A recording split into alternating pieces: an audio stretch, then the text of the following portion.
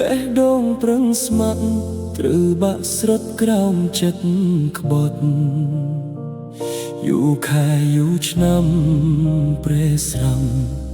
បេះដូងបងស្ទើររលត់គ្រប់ពាក្យស្រីស្បត់រួញរិតដួងចិត្តបងទ្រូងខ្ទៅពើផ្សាវិចាសួរខ្លួនឯងដេកធ្វើវងវែងនឹងស្រីដែលគ្មានបេះដូងក្បត់ហួហេតុពេកទឹកភ្នែកឈឺចាប់ដាំងពីដំបូងពេលនេះត្រូវចង់ឃុំចិត្តខ្លួនឯងឲ្យបានឈប់ឈឺឈប់កាត់រឿងស្នេហ៍ពីអតីតកាលស្រីស្រាបចិត្តស្រាលជារោគគ្រប់រៀនក្នុងប្រាណសុំដកបេះដូងមកគ្រប់គ្រង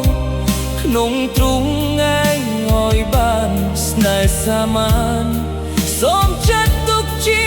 មកខំ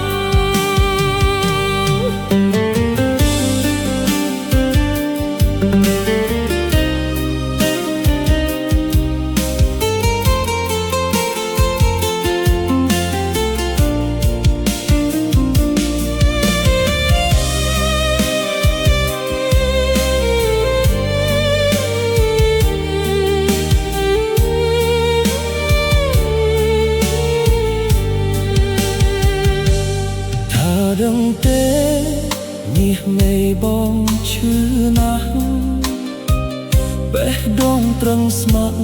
ត្រូវបាក់ស្រុតក្រោមចិត្តក្បត់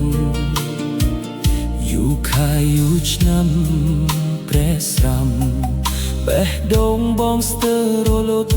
គ្រប់ពាក្យស្រីស្បត់រួញរិតដួងចិត្តបងទ្រូងខ្ទៅពើផ្សាវិចាសួរខ្លួនឯងដេកត្រូវវងវែងនឹងស្រីដែលគ្មានបេះដូងក្បត់ហួហេតុពេកទឹកភ្នែកឈឺចាប់តាំងពីដំបូងពេលនេះត្រូវចង់ខំចាត់ខ្លួនឯងឲ្យបានឈប់ឈឺឈប់កិនរឿងស្នេហ៍ពីអតីតកា